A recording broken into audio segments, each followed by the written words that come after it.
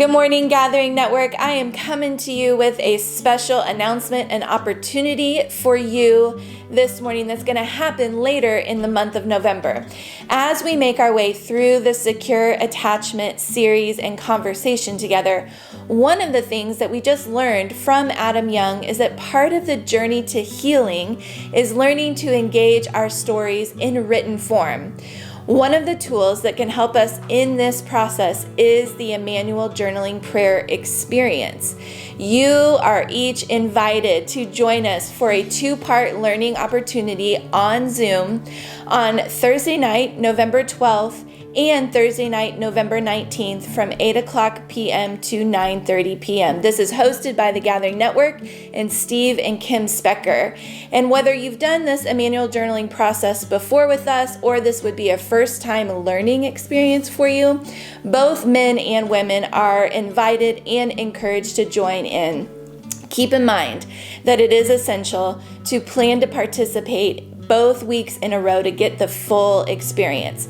You can sign up this morning at gatheringnetwork.org, and if you scroll down the page, you'll see the little image that you can click on that'll take you straight to the sign up for this experience with us. We love you guys, and we are excited to continue to engage this conversation with one another. Good morning, Gathering Network.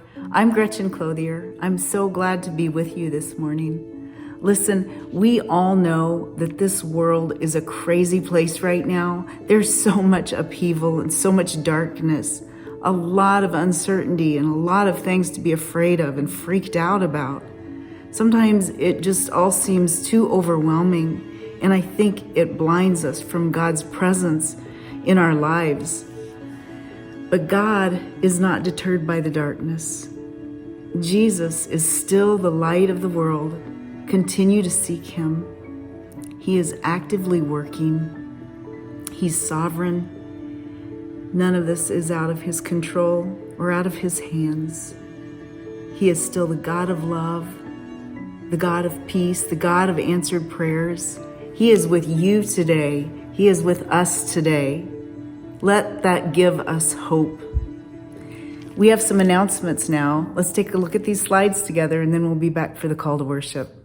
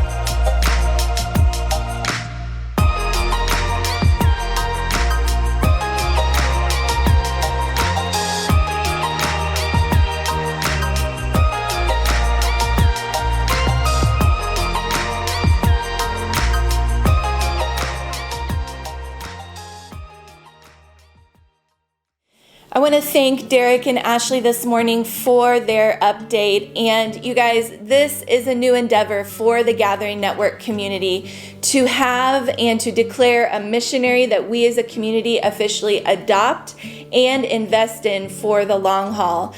I believe truly that we need the Jenkinses as they walk out this process, and the Jenkinses need us so that together we can witness the story that God is telling of His faithfulness and His provision as they move out and move towards ministering to the Catalan people.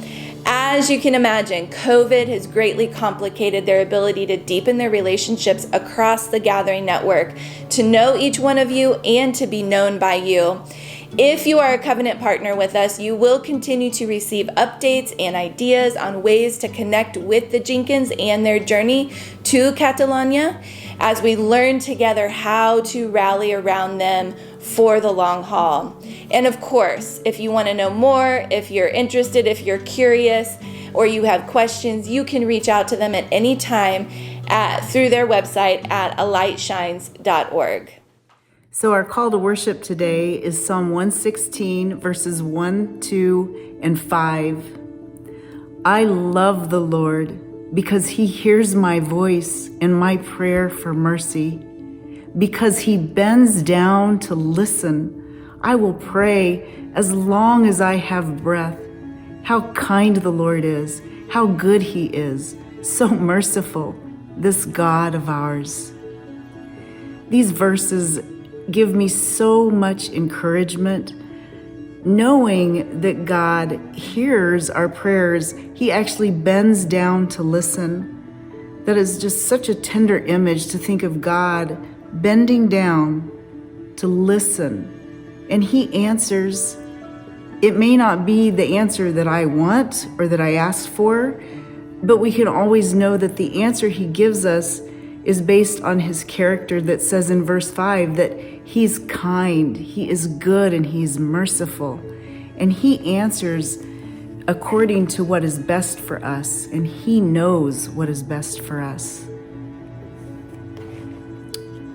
So I'm going to pray now, and you might just want to make a gesture like holding your hands open to receive blessing, or put your hand over your heart to hold the word in your heart. I'm going to pray. Heavenly Father, we thank you for these words, that you bend down to listen to us. You hear our prayers. You are kind, you are good, and you are merciful. We praise you for that. Thank you that in this darkness, you are holding all of our lives. You know the end from the beginning, and nothing is a surprise to you. That gives me comfort, and that gives me hope. I know that you'll be with us this morning. I praise you for that. I pray that you would instruct our minds and inform our hearts and bring us closer to you in this time. I ask these things in the name of your Son, Jesus. Amen.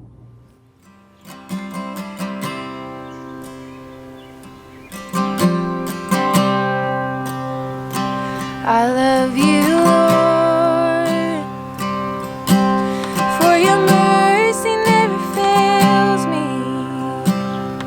All my days I've been held in your hand, from the moment that I wake up until I lay my head. Oh, I will sing of the goodness of God. And all my life you have been faithful. And all my life you have been so, so good. With every breath that I am able, oh, I will sing of the goodness of God. I love your voice.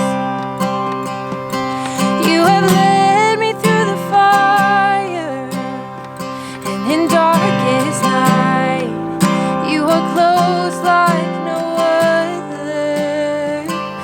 I've known you as a father, I've known you as a friend, and I have lived in the goodness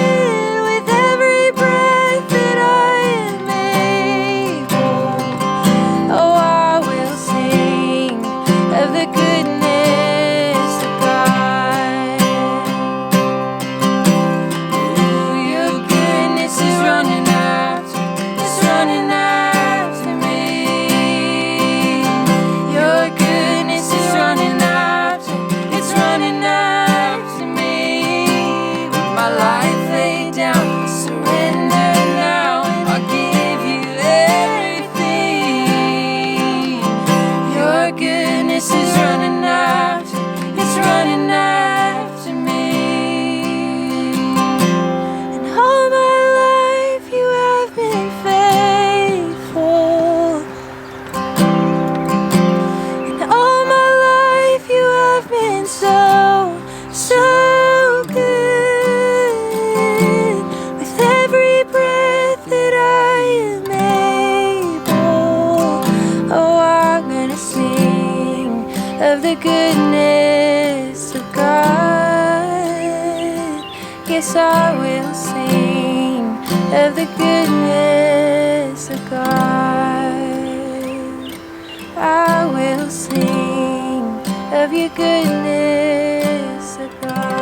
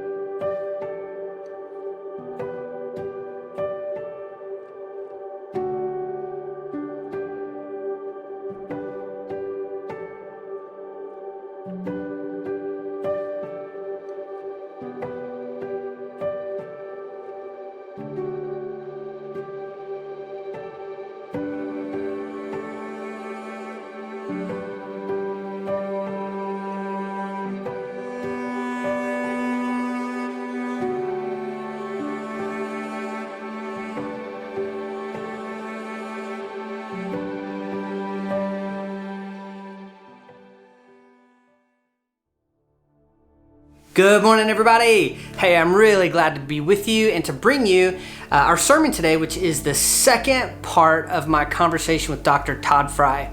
In this part of the interview, I asked Todd why parents would want their kids, their grown kids, to reflect on their early childhood experiences with them.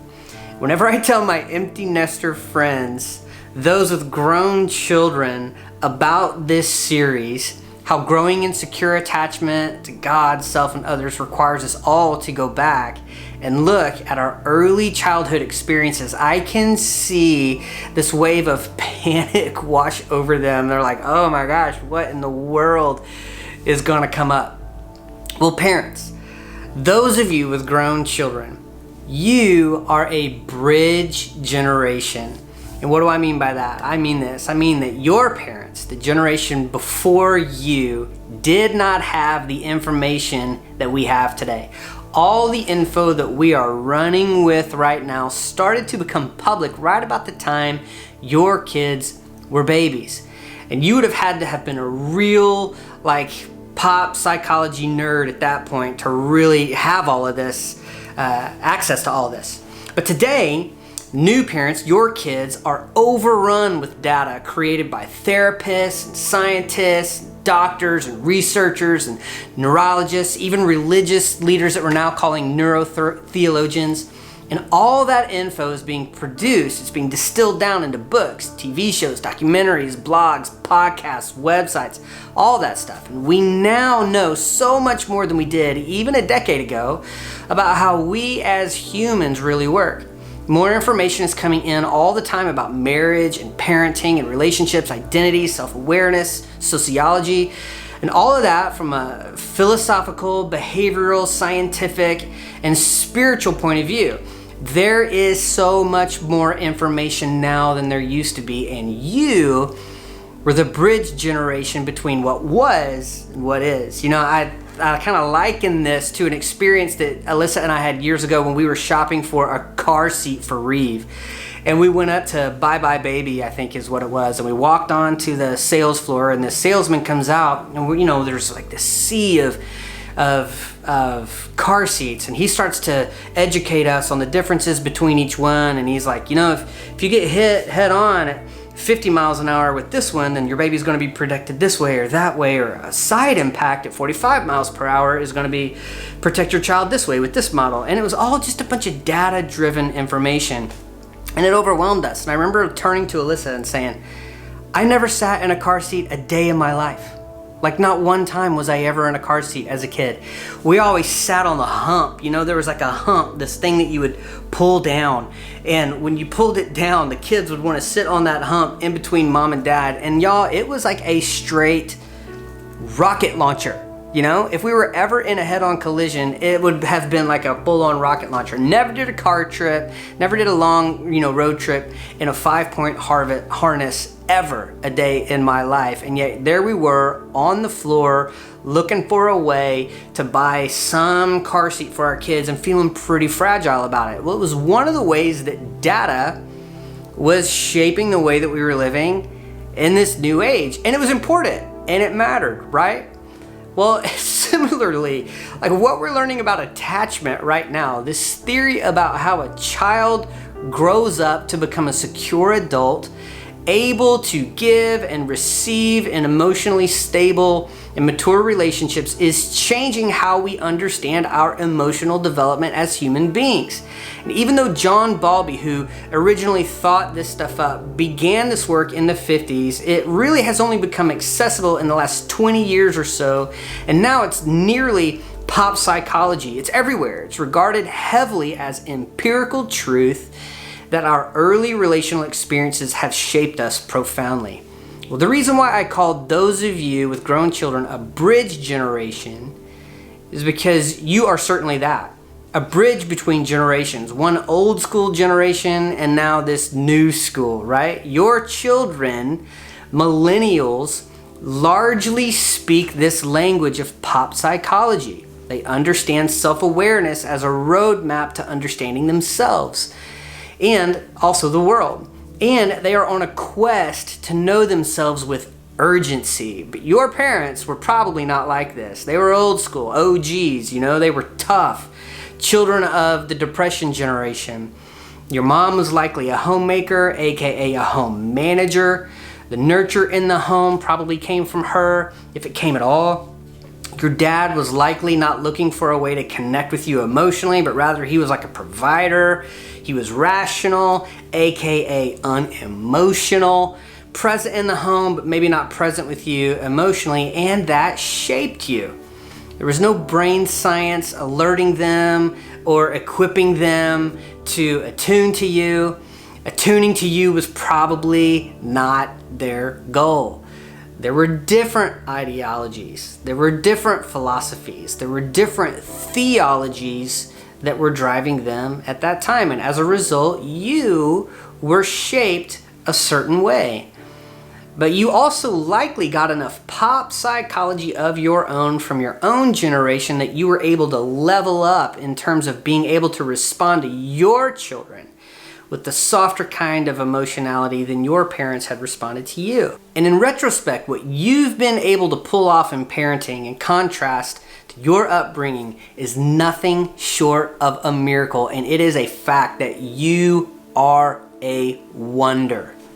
Still, my guess is when a relational rupture happened in your family when you were a kid, it wasn't called a rupture at all. It was called life. And everyone just moved on, swept it under the rug, swept all the carnage under the rug, and looked for a way to just keep the peace, right? But keeping peace and making peace are very, very different things. Jesus is not interested in keeping peace. Not at all. Jesus himself was a disruptive technology sent from heaven to earth to make peace through his death on a cross. Jesus died to himself so that we could have peace. Jesus died to himself brutally so that we could have peace, and there is no clearer distillation of the gospel than that. Jesus making peace for us, reconciling the distance between us, was agonizing for him, and he didn't want to do it. His emotional journey to make peace for us so that we could have a securely attached relationship with God was traumatic. He even sweat drops of blood as he waited for his accusers to come to arrest him, as he said, "Father, please let this cup pass from me." But for the joy set before him, Jesus endured the cross. That's what Hebrews 12:2 tells us. Jesus had to endure the cross to make peace for us. And that is incredible, incredible humility. What is your role as a parent in making peace as a bridge generation? I believe with everything in me that this second part of my conversation with Todd Fry will be a game changer for you in your family line. It is an invitation for you as a parent, even as a spiritual parent, to put on the humility of Christ and to lead your family, even your disciples, to repair ruptures that are still alive in your relational history. This is a tall order, and it is certainly the work of the gospel, but there is a joy that is set before us today. True healing for those in your family or those in your discipleship line.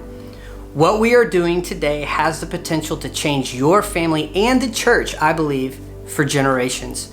So here's my second part of my conversation specifically for parents with Todd Fry. God bless you guys.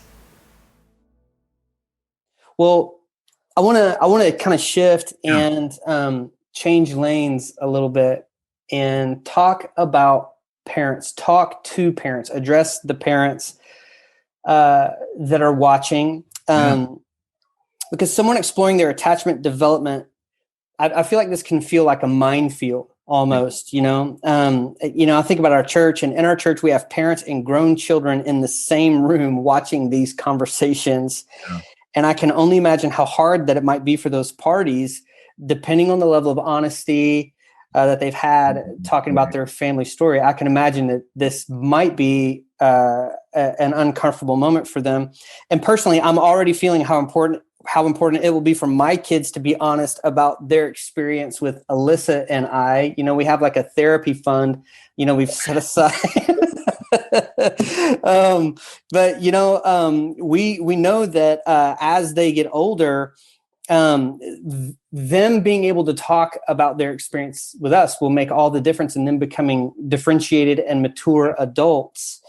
And it will also be the way that secure attachment will advance through our family tree. So that being said, I'm sure that it will not be easy to know that they're sitting in someone's office talking about the way that they perceived a moment with me. And I know that I will think differently about the way that I experienced that moment with them, but they have a right and a need to reflect on how they experienced me as a father. Yes. So I'm thinking about the parents of the Gathering Network, and I'm just wondering, this has to happen with a lot of grace and truth, and that's what we want to release. But still, I know how hard it must be. And I guess I want to ask you, like, why might parents begin to feel what I see people immediately? It's like you just see it wash over them, like, hey, we're going to do this. And then immediately maybe it's a perception or an intuition, but I just sense regret, shame, and anxiety come on to imagine their children beginning to get honest about their growing up experience. Why that? Why regret, shame, and anxiety? I mean, I could think of a million reasons why, but I'd love to hear from you, Wow. Well, there's so much love that a parent has for a child. I mean, such an enormous amount of love that the thought of doing anything that would hurt them. I mean, we spend our entire adult life trying to keep them from getting hurt. Right.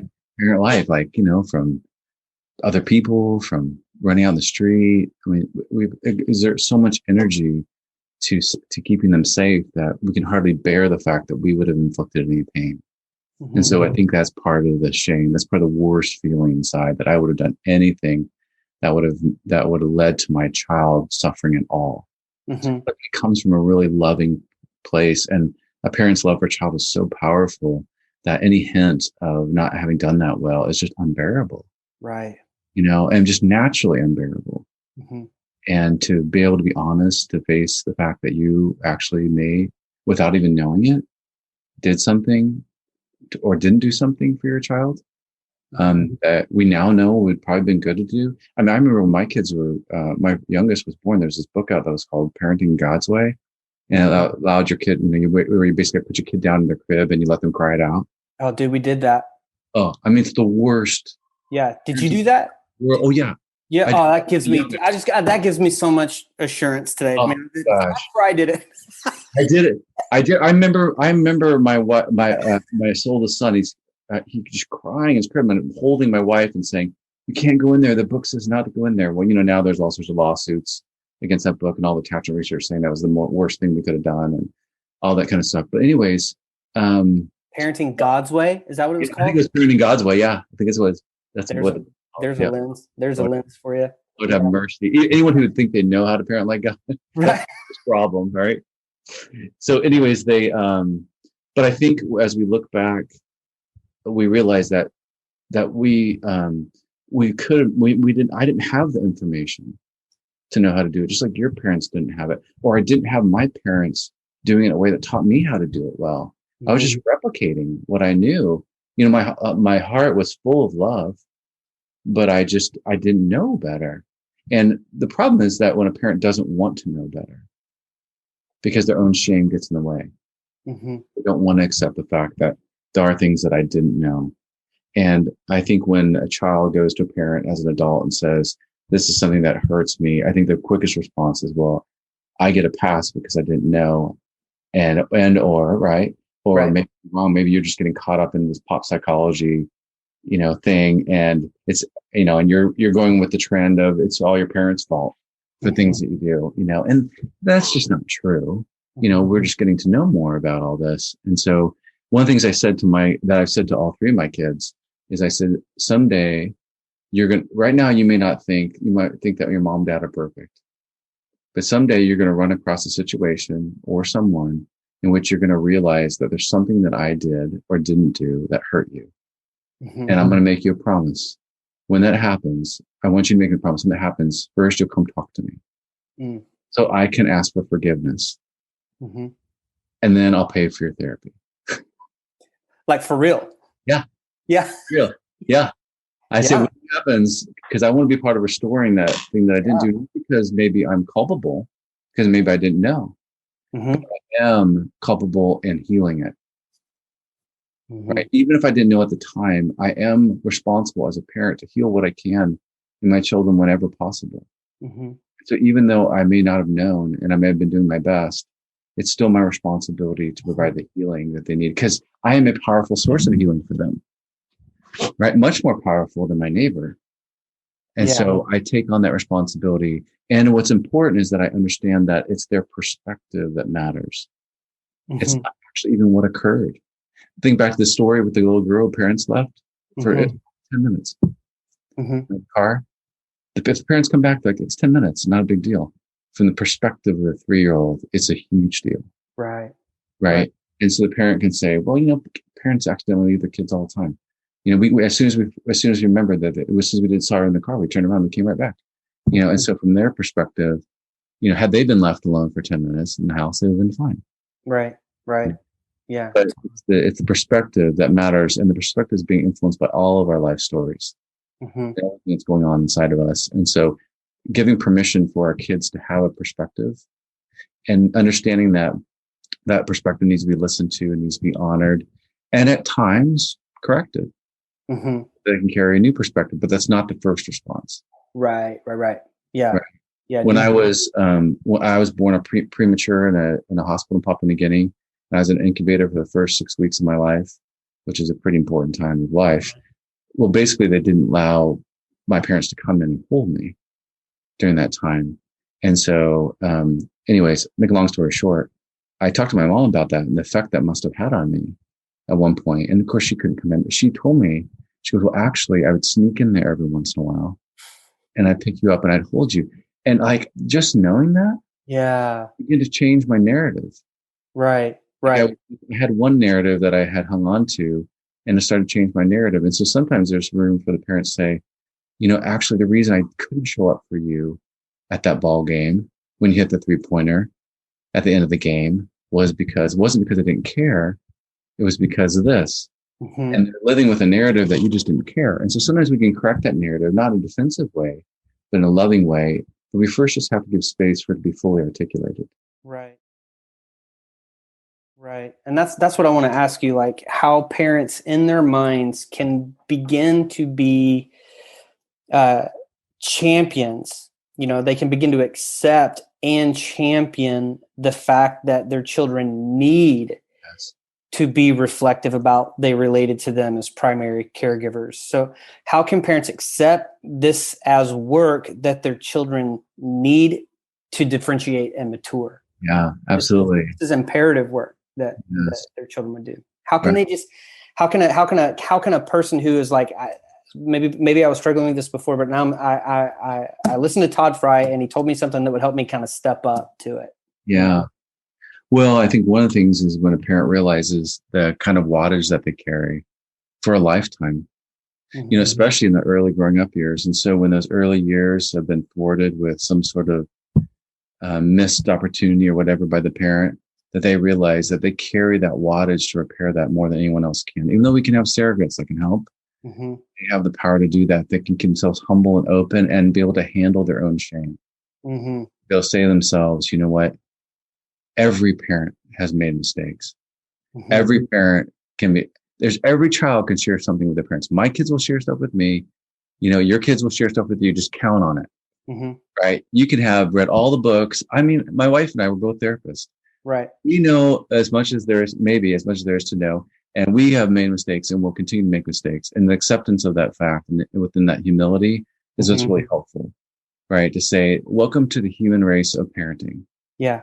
Right? We all make mistakes, some to a different degree. And the ones we really miss, right? Where let's say we work too much, we were gone every single evening and we missed 2 or 3 years of our kids growing up. And, those are things that need a major repair. And we can come back and we can say, man, I'm really sorry. Mm-hmm. If I had to do it over again, this is the way that I would handle it. Mm-hmm. To be able to accept that rather than to allow the shame to push us into a couple defenses, which is to withdraw or to attack and defend. Yeah, right. Those shame responses that we struggle with, but to accept in humility that I'm not bad because I missed something. Mm-hmm. I wasn't doesn't make me a horrible parent to have missed some things. Yeah. How have you seen that play out in your office? Like in people's healing, like as people experience grace and truth, right? Both of those intersect in like a new story or healing in their life. Well, I think I think about the child approaching the parent too. That's really important, that there's grace and truth. There's there's also sort of like the introduction of, you're neither bad nor good. Mm-hmm. You're good sometimes, you're bad sometimes. Yeah. It's all a continuum. And you're able to approach the parent by saying, man, there's so many things you did well. Let me name a few of those. Mm-hmm. Mm-hmm. Right. That's really important, that I don't just come at you with the truth of the rejection that I felt. Mm-hmm. Mm-hmm. I mean, there's a lot of kids that don't have food. There's a lot of kids that don't have shelter. You worked so hard to provide that for me. Mm-hmm. Without those things, many parts of my life would have been worse. So thank you for that. Mm-hmm. Thank you for working so hard. It came at a price for you. Yeah. And this was also the impact of you working so much. Yeah. So that's part of that like honesty and honor, right. bit that are kind of coming together. Yeah. Yeah. Well, yeah. And with that humility to say, hey, listen, I get it, right? I'm not going to do this right either. I'm not telling you should have done it right. Mm-hmm. Because you probably did the best you could with what you knew. Yeah. But even doing the best you could with what you knew still left an impact. Yeah. Right. Yeah, absolutely. And I need to have permission for it to have left an impact. Yeah. And so I think from a parent's perspective, it's like admitting that is also true from a parent to a child, like accepting the fact that I did the best I could. Yeah. And there was an impact here on their life that I have to accept. As human. Because I'm human and I have my own attachment style. Yes. It's transgenerational, like you said, right? Yeah. Like if I had more information, I still had my internal reflexes that were acting, especially under stress. Yeah. If I lived in a stress-filled environment, I was reacting and I was getting angry and yelling when I shouldn't have. And I'm realizing now, and it's not too late to repair those things. That's the important thing. Here's the thing. Yeah, this is really important. If I believe that what I did is unrepairable, then I won't want to accept it. Yeah. But if I believe in this non-timestamp brain if what I did, I can go back and redo, then I'm more likely to feel empowered to do it. Right? I am not trapped in having been a poor parent. I can go back and reparent. Yes. Just through my act of apology and saying what I wish I would have done. And that is reparenting. You are actually taking that 5-year-old that you missed that time and saying, if I could have been at that ball game, I would have sat in those stands and I would have waved my arms and jumped up and down. And I would come down and I would have given you a huge hug. And I'm so proud of you. I can actually go back in the mind and do that through fantasy and through acceptance, and I just feel so much sorrow for not having done that. If I realize I can change it, then I can accept it. Yeah. If I don't think I can change it, then I'm just so filled with shame and regret that I don't feel like there's any point in accepting it because it hurts too much. Right. That is so important. Right. Yeah, absolutely. And that kind of brings me to this question. Is it ever too late for a parent to go back and do their work with a primary caregiver? No, not at all. I have people come in where their parents are long gone and dead. Yeah. You're 65 years old and you're coming in realizing, oh my word, my bout with alcoholism has to do with, really early stuff. Yeah. And you don't have the parent yet to sort through it, but man, you can still, it's never too late to go back. How can you encourage people with grown children to step up to that? Why would they do that? Grandchildren. A lot of them do. Yeah. So they have a chance to reparent grandchildren. Yeah. And they get a chance to be reparented. Yeah. Themselves. Right. And they get an opportunity to kind of reparent their adult children. Yes. Yeah. Grandchildren. So they can. It's fascinating to me. Reparent their children and their grandchildren at the same time. And it really starts with reparenting yourself. You can't will yourself into being a good parent. And there's some things you can do. Yeah. But if you get reparented, then you, from the bottom up, from like the reflex, you parent differently. So can you talk to us a little bit, because in our pre-conversation you were talking a little bit from top down to bottom up. Can you talk about that a little bit, like the bottom up, the difference between top down and bottom up? Well, it just sounds. I was thinking the one thought I had was that you guys are moving from a model that's less what we call my field top down to bottom up. Yeah.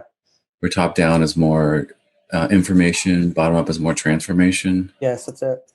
Yeah, so shifting from information transformation, and then really focusing on those those lower brain regional procedural memories and patterns that have been shaped over the early parts of our lives and into our teenage years and adolescence that repeat themselves over and over again. Even though our context can change, the patterns go with us. Yeah, right. Totally.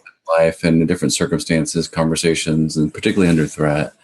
And so unless those more bottom-up patterns get addressed and get healed, we'll continue to kind of take ourselves with us. We're everywhere we are. Right. Totally. Yeah. We think we have a little more control cognitively over ourselves, but so much is on an unconscious level and is operational behind, kind of like the operating system behind your computer. It's going all the time. And we're realizing that more and more, the more we become aware of the neuroscience that's out there and how we understand that almost 75% or a little less of our brain is very non-time stamped, very unconscious. And so much of what we do is being driven by, just these patterns of ways that we've learned to engage in this world based on our own attachment histories. The way that the brain actually develops, it develops from the bottom up. And so it's not till like we're 27 years old where the third part of our brain is fully developed. So the lower region of our brain, the brainstem, is being developed in vitro. And a portion of the second tier of our brain, our limbic system, and our right hemisphere is we're born with. And so everything grows with environment and with time. And so we learn a lot about who we are reflexively in those early ages, like 0 to 24 months, 0 to 6 years old. There's like 300 billion neurons that we're born with, and 90% of them are pruned by the time we're 24 months old. And so these primary ways of nonverbal ways of understanding the world, like we don't know anything that's verbal because we don't have vocabulary. In fact, that cortex is starting to form itself once we start to gain language. Mm-hmm. And so pre-language, we really are pretty low brain region interacting. And so we learn very behaviorally. Like if we cry, our parent comes in and holds us, or they know the difference. They know the difference between one cry for change my diaper, another cry for I'm cold, or our parents do that. And so we learn that are our parents accessible, responsive, and engaged. And if they're not, then we start to translate that into a brain that's wired for war, or one that's wired for love. So those are all early developmental and reflexive, subconscious, almost like an operating system behind a computer that start to go. Mm-hmm. And so the way that we relate, so we start to self-soothe because we reach, like I was telling about that little lady kids cried out. Well, the only reason they stopped crying is because they found a way to self-soothe. Right. Well, then they spend a lifetime self-soothing rather than reaching, right? And so I'm not sucking my thumb. Now I'm shopping. Yeah. Which sounds very psychological, but it's true. Right. So, It is true. Right. So we shape these ways, and we ask ourselves, well, why do you want to shop? I don't know. I mean, I like shopping, but we don't know because it's very reflexive, it's very low brain region. So that's bottom up. So accessing, integrating ourselves, accessing that which is down here, emotional and outside of our awareness, and we make it aware physiologically. Often we feel it physically first, and then we allow it to create, and we allow it to create awareness into our conscious part of our brain. Yeah. It's bottom up. Top down is we take information to transform us. Right. Right. And oftentimes, like even our bottom up experience, our bottom up selves are experience dependent, not information dependent. And so we have to re-experience our way in a new way of being, not think our way in a new way of being. Right. Right there, man. Right there. So much of what the church has been doing has been information down. Yes. Top down. Like this information will transform your life. Right. Like, no. We're trying to get at this like subatomic, sub-emotional level and try to bring genuine transformation, which is which happens moment by moment in relationships. Yeah. When relationship people are healthy enough to create space for healing to happen experientially, not with information. Because what information does without the experience to match it, the body realizes incongruent. And what always wins, what vetoes, the body always vetoes what we know is veto power. Yep. And so, and then we know something and we can't do it, and then we feel shame. Right. That's the setup, right? Right. Totally, dude. I know better. I mean, I know how to lose weight. I know how to, do this, and like we don't do it. I know I can do my devotion different. Why don't we do it? Right. Why when we get up we feel the impulse to move quickly? Yeah. Well, because we're regulating our internal system through activity. Yep. That's why I don't get up and sit still and do prayer in the morning. Yeah. Right. But you just think it's like something's wrong with me. I was told to pray. And so that's the next entire series, man. Like that's good. Yeah.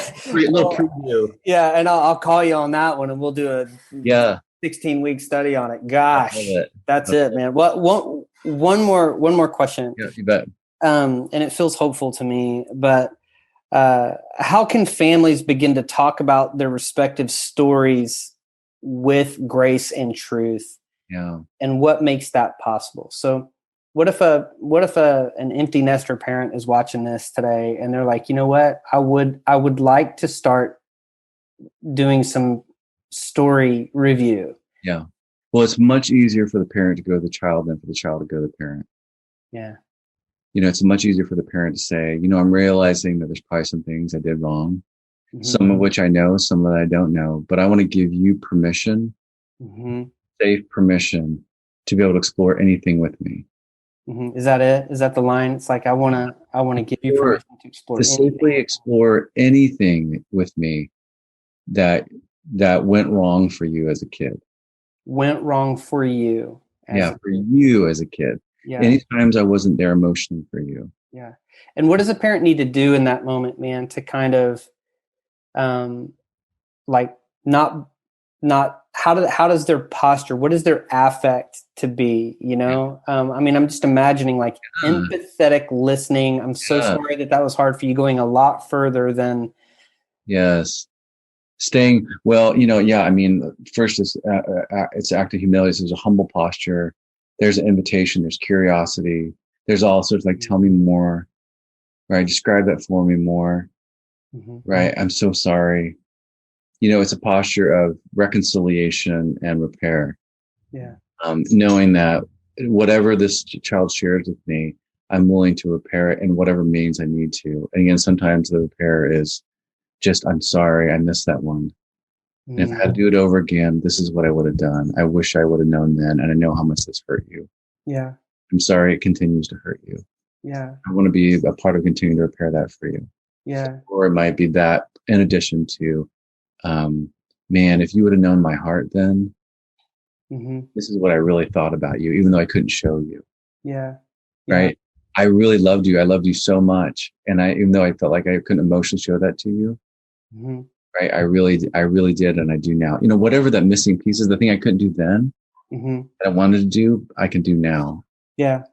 And to be able to say that to yourself, I can do that. This is so important. Yeah. I feel compelled right now for whatever reason to just ask you, like, if there is a parent listening that can right now remember a pretty significant rupture. Yeah. They have a memory of a rupture that happened with their child. Yeah. And they know that it is still alive. Yeah.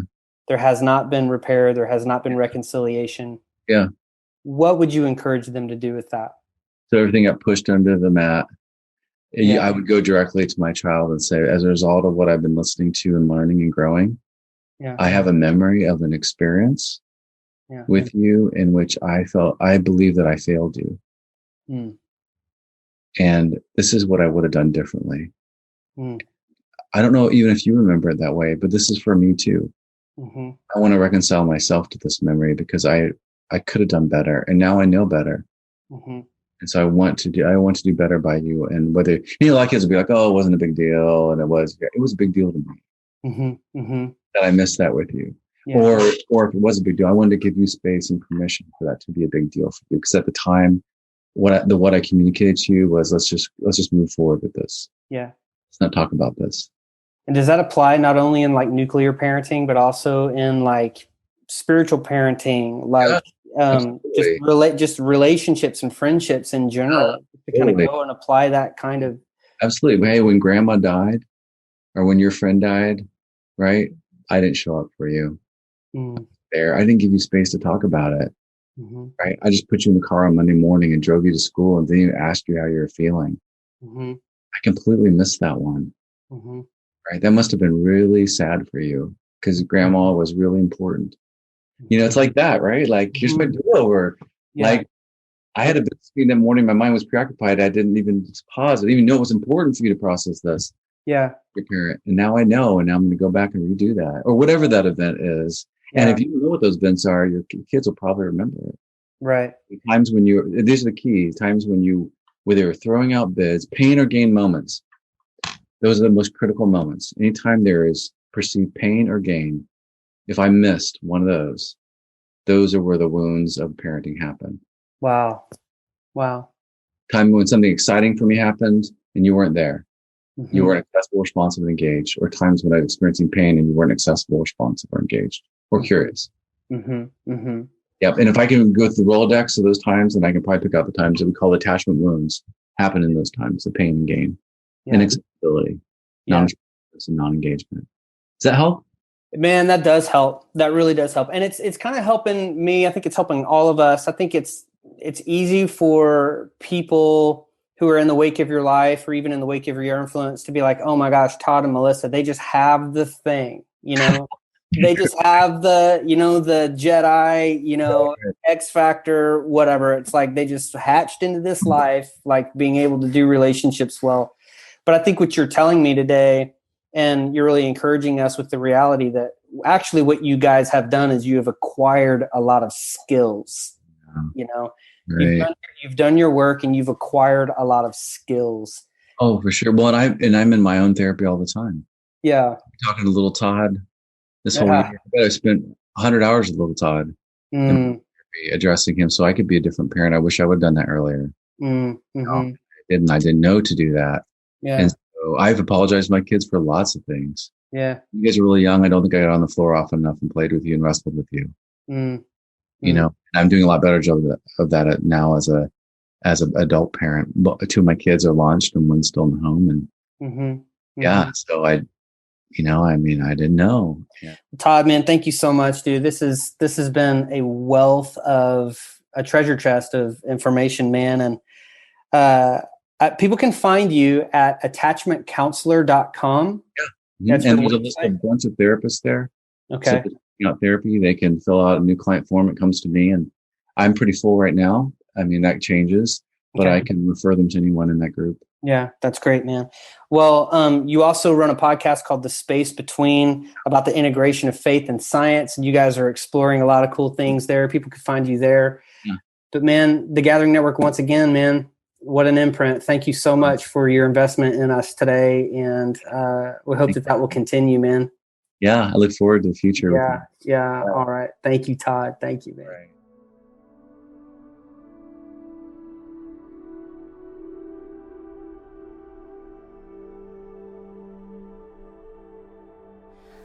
Well, amen and amen. And it's a huge honor to have Dr. Todd Frey speaking into us these last 2 weeks. My hope is that as you guys move into the discussion and application part of our time together today, that you'll just take on a lot of courage and bravery and just still your heart and still your mind and know that there is just grace upon grace upon grace abounding for us all as we learn how to move into this topic of secure attachment with God, with ourselves, and with one another. You guys, there is certainly work to do. We can take our time. We don't need to be in a hurry.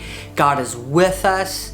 And parents, I just want to affirm you again. I want to affirm you again that what we all know is that what is true of you and is also true of us as young parents for sure is that we were all doing the very best we could possibly do with our strengths, our weaknesses, our limits, our resources, with everything that we have. We are making this thing called a life. And we can just give each other a break to just walk in humility, to hold one another with tenderness and empathy as we look on each other with great humility and say, I know you did and are doing the very best that you can, and I receive your humanness as I receive my own. Let's all just paint a lot of grace on our experiences with each other, and let's learn how to move forward in love. And love requires a lot of work, and love requires a lot of repair. So let's be people who can really, really, really move forward with the value of making peace more than keeping peace. I love you guys. Have a great discussion today, and we'll see you soon.